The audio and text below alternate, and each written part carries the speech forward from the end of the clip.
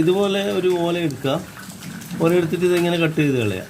ഇങ്ങനെ കട്ട് ചെയ്ത് ഇപ്പോൾ ഏകദേശം ഒരു ചുരുണ്ട ഓല എടുത്താൽ മതി. ഉണങ്ങിയ പോലെ ഏകദേശം എല്ലാം ചുരുണ്ടിട്ടുണ്ടാവും. അപ്പോൾ ഇതിങ്ങനെ കട്ട് ചെയ്യുക.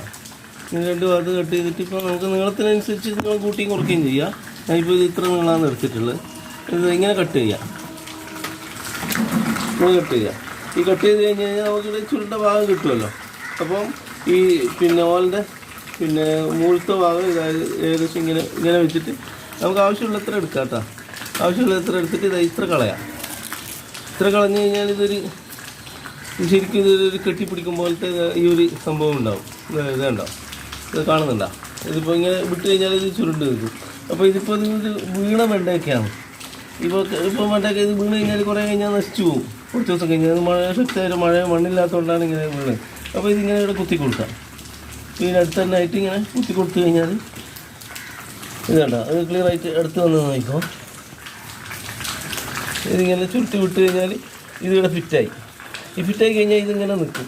ഇനിയിപ്പോൾ ഇത് കുറച്ച് പൂഴിയുടെ അടുത്തിട്ട് കൊടുത്താൽ അല്ലെങ്കിൽ മണ്ണിട്ട് കൊടുത്തു കഴിഞ്ഞാൽ ഇത് കറക്റ്റായിട്ട് ഇങ്ങനെ നിൽക്കും. ഇപ്പോൾ ഏകദേശം 1.5 മാസം 2 മാസം വേണമെന്നുണ്ടെങ്കിൽ നമുക്ക് ഈ ഓലനെ നിർത്താം.